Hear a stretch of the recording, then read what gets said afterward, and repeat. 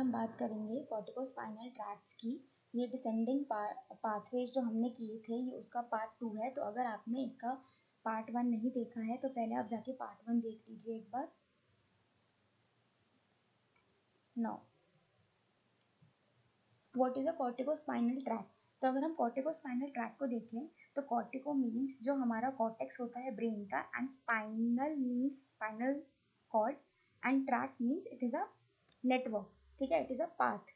ठीक है, तो मतलब वो ट्रैक जो कि हमें कॉर्टेक्स यानी ब्रेन से स्पाइनल कॉर्ड की तरफ लेके आएगा ऊपर से नीचे, that is called corticospinal tract. अब कॉर्टिकोस्पाइनल ट्रैक्ट जो है वो हम दो पार्ट्स में डिवाइड कर देते हैं, that is anterior corticospinal tract and the lateral corticospinal tract.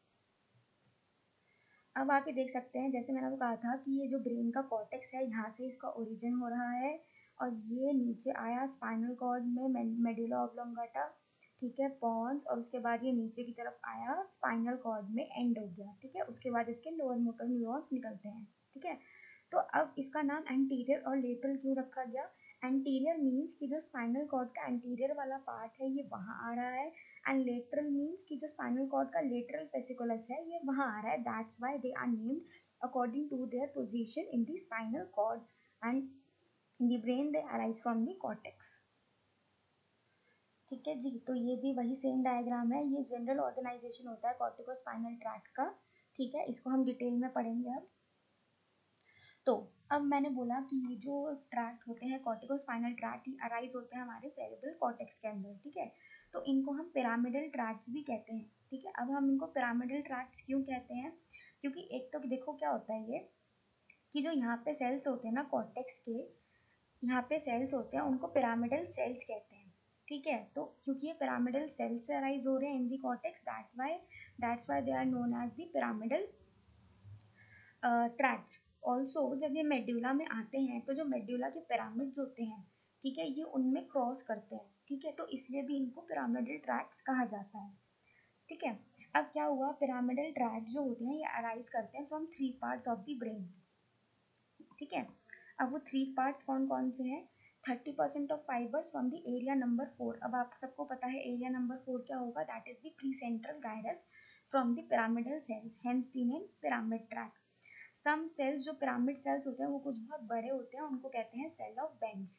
30% fibres arise from the area number 6 and 40% fibres from the somatosensory area 1 and 2। ठीक है, तो जो हमारे पिरामिडल ट्रैक्ट्स हैं वो 3 जगह से अराइज हुए फ्रॉम द ब्रेन। ठीक है, फिर उसके बाद क्या हुआ, जो ये एक्सॉन्स थे जो वहाँ से निकले वो एक तरफ कन्वर्ज होते गए। ठीक है, मतलब वो इकट्ठा हो गए एक जगह और वो ब्रेन स्टेम के टूवर्ड्स आने लगे। ठीक है, तो ये जो मास होता है जो कि रेडिएटिंग मास होता है इसको कहते हैं कोरोना रेडियाटा। अभी देखो, कुछ यहाँ से निकल रहे हैं फाइबर्स, कुछ यहाँ से निकल रहे हैं, ठीक है, कुछ यहाँ से आए कुछ यहाँ से आए, और अब ये यहाँ आके इकट्ठा हो रहे हैं। ठीक है, तो ये जो रेडिएटिंग मास होता है इसको हम कहते हैं what it is called corona radiata. ठीक है, और फिर जब ये इकट्ठा होके किसकी तरफ टूवर्ड्स आता है, टूवर्ड्स द ब्रेन स्टेम। ठीक है, तो ये हुए corona radiata and fibres pass to the posterior limb of the internal capsule. ठीक है, तो कॉर्टेक्स में क्या हुआ, लेटेस्ट रिवाइज की कॉर्टेक्स में ये 3 जगह से अराइज कर रहा था, from the somatosensory area 1 and 2, area number 4 and area number 6। ठीक है, फिर ये बहुत स्प्रेड आउट थे तो ये एक जगह इकट्ठे हो गए। ठीक है, अब क्या हुआ कि ये जो हमारा बीच का एरिया था जहाँ पे ये फैले हुए थे, that is called corona radiata. ठीक है, उसके बाद अब ये एक जगह इकट्ठे हो रहे हैं। अब हम सबको पता है यहाँ पे हमारा इंटरनल कैप्सूल आएगा। इंटरनल कैप्सूल का जो होता है हमारा, एक एंटीरियर लिम्ब होता है, एक पोस्टीरियर लिम्ब होता है, तो ये फाइबर्स पास करते हैं posterior limb of internal capsule में से। ठीक है, फिर उसके बाद ही नीचे की तरफ जाते हैं टुवर्ड्स द मिड ब्रेन। अब मिड ब्रेन के अंदर क्या होता है, फाइबर्स कहाँ पहुँच जाते हैं। अब जैसे हमें पता है मिड ब्रेन के 4 पार्ट्स होते हैं, टेक्टम, टेगमेंटम, क्रस, है ना, तो ये कहाँ पहुँच जाते हैं, क्रस में पहुँच जाते हैं। ठीक है, अब यहाँ पे जो पिरामिडल फाइबर्स होते हैं, मतलब ये जो फाइबर्स होते हैं कॉर्टिकोस्पाइनल ट्रैक्ट के, ये सब्सटैंशिया नाइग्रा के आगे लाया करते हैं, उसके आगे होते हैं। ठीक है, फिर ये पहुँचते हैं पॉन्स में, तो पॉन्स में होता है ट्रेपीजियम।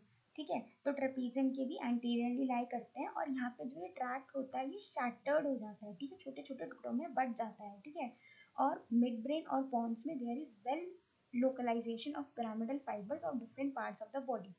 ठीक है, ये देखो, अब ये हो गया हमारा, यहाँ से आया ये, यहाँ पे इंटरनल कैप्सूल में पोस्टीरियर लिम्ब से पास हुआ, फिर ये आया मिड ब्रेन में, फिर ये आया पॉन्स में, अब ये आएगा मेडुला में। अब मेडुला में क्या होते हैं, हमारे पिरामिड्स होते हैं, ठीक है। तो यहाँ पे क्या होगा, हमारा क्रॉसिंग होगी। तो क्रॉसिंग का हम मेडिकल नेम क्या दे देते हैं, डिकसेशन, ठीक है। डिकसेशन मतलब क्रॉसिंग, राइट का लेफ्ट में जाएगा, लेफ्ट का राइट में आ जाएगा, ठीक है। तो ये कहाँ होगा, हमारा पिरामिड्स ऑफ मेडुला, याद रखना, ठीक है। तो मेडुला में क्या हो रहा है, यहाँ पे पिरामिड्स है मेडुला के, तो fibres came out from the pons. अब पॉन्स से क्या थे, वो शैटर्ड पार्टिकल्स थे, ठीक है। तो वो रीयूनाइट हो जाते हैं और वो मेडुला में आ जाते हैं, ठीक है। फिर ये जो पिरामिड होता है मेडुला का, वहाँ पहुँचता है। अब जो मेडुला का पिरामिड होता है वो कहाँ लोकेटेड होता है, एंटीरियरली, ठीक है।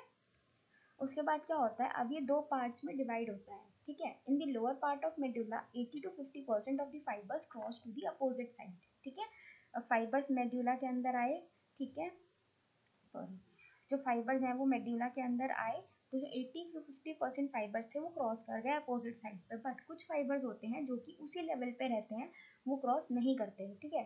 तो जो फाइबर्स क्रॉस कर जाते हैं वो लेटरल वाइट कॉलम में एंटर कर जाते हैं इन दी स्पाइनल कॉर्ड। इनको हम क्या कहते हैं, lateral crossed indirect corticospinal tract, ठीक है। लेटरल क्यों, क्योंकि ये लेटरल वाइट कॉलम में आके आ रहे हैं स्पाइनल कॉर्ड के, क्रॉस क्यों, क्योंकि इन्होंने क्रॉसिंग करी है, ठीक है। ये इनडायरेक्ट है, मतलब इनका डायरेक्ट पाथवे जो था वो टूट गया है, ठीक है, क्योंकि इन्होंने क्रॉसिंग कर लिया है। और जो फाइबर्स क्रॉस नहीं करते वो कम होते हैं, ठीक है। ये ऐसे ही लेवल पे डिसेंड डाउन करते हैं और ये लेटरल वाइट कॉलम पे आ जाते हैं, ठीक है। These are called the anterior direct, sorry यहाँ पे एंटीरियर आएगा, कॉल्ड दी एंटीरियर डायरेक्ट और अनक्रॉस्ड कॉर्टिकोस्पाइनल ट्रैक्ट्स, ठीक है। देख लो बच्चों कि ये जो रेड वाला है ना, ये है हमारा लेटरल कॉर्टिकोस्पाइनल ट्रैक्ट, और ये जो ब्लू और पर्पल से कलर में है, ये है हमारा एंटीरियर कॉर्टिकोस्पाइनल ट्रैक्ट, ठीक है। तो ये ऊपर से आया, फिर ये गया हमारा इंटरनल कैप्सूल के पोस्टीरियर लिम्ब में, क्रस में आया, टेगमेंटम में आया, पॉन्स में आया, मेडुला में आया, मेडुला में क्रॉसिंग हुई कुछ फाइबर्स की, वो बन गए लेटरल कॉर्टिकोस्पाइनल ट्रैक्ट। कुछ फाइबर्स जो आए वो सीधे सीधे आए, फिर उन्होंने यहाँ पे क्रॉसिंग करी, जिसको कहते हैं हम एंटीरियर कॉर्टिकोस्पाइनल ट्रैक्ट, ठीक है। अब इन दोनों का डिफरेंस देख लेते हैं हम एक बार। तो जो लेटरल कॉर्टिकोस्पाइनल ट्रैक्ट होते हैं, ये through out the length of, मतलब सबसे नीचे तक एक्सटेंड करते हुए मिलेंगे आपको, वेयर एज जो एंटीरियर कॉर्टिकोस्पाइनल ट्रैक्ट के होते हैं, ये अप्रोप्रिएट लेवल पे क्रॉस करते हैं to the opposite half of spinal cord, ठीक है। At each segment, some fibers leave the tract, turn inward and end in the anterior horn cell directly or through interneurons. अब ये या तो interneurons के थ्रू या फिर ये डायरेक्टली एंड अप कर जाते हैं on the anterior horn cells, और ये भी एंटीरियर हॉर्न सेल्स पे डायरेक्टली या indirectly through interneurons they end up in the spinal cord interneurons, ठीक है। ये न्यू पाथवेज होते हैं हमारे लिटिल कॉर्टिकोस्पाइनल ट्रैक्ट, और ये ओल्ड पाथवेज होते हैं। ये क्या कन्वे करते हैं, हमारे motor impulses to spinal cord for controlling voluntary movement, ठीक है बच्चों। ये मेन पॉइंट है याद रखने का कि जो लेटरल कॉर्टिकोस्पाइनल ट्रैक्ट होता है वो वॉलंटरी मूवमेंट कंट्रोलिंग का मोटर इम्पल्स लेके जाता है, ठीक है। और जो एंटीरियर कॉर्टिकोस्पाइनल ट्रैक्ट है, it is controlled with the control of muscles of trunk and proximal positions of the limb to carry out postural adjustments and gross adjustments, ठीक है। तो ये याद रखना कि जो लेटरल कॉर्टिकोस्पाइनल ट्रैक्ट है, अब वो नया है, ठीक है, पर वो काम कौन सा करता है, पुराने वाला, ठीक है। कि वो हमारी वॉलेंट्री मूवमेंट को कंट्रोल कर रहा है लेटरल कॉर्टिकोस्पाइनल ट्रैक्ट। और जो एंटीरियर वाला है वो क्या करता है, अब देखो ऐसे याद रखो, एंटीरियर, एंटीरियर मतलब आगे, ठीक है। तो अगर आपको कोई सबसे पहले देखेगा तो वो आपका पोस्चर देखेगा, ठीक है, आपकी ग्रॉस मूवमेंट्स देखेगा। फॉर एग्जांपल वो आपके साथ हैंडशेक कर रहा है, तो ये हो गई है ग्रॉस मूवमेंट, ठीक है। आपका पोस्चरल एडजस्टमेंट देखेगा। तो एंटीरियर आपको क्या दिखाई देगा, आप उसकी स्किन मूवमेंट नहीं देखोगे क्यों, कितना अच्छा कंट्रोल कर रहा है, आप पहले उसका पोस्चर देखो, कहते हैं ना फर्स्ट अपीयरेंस, है ना। तो ये वो दिखेगा। तो एंटीरियर कॉर्टिकोस्पाइनल ट्रैक्ट आपका पोस्चरल एडजस्टमेंट कराएगा और ग्रॉस मूवमेंट कराएगा।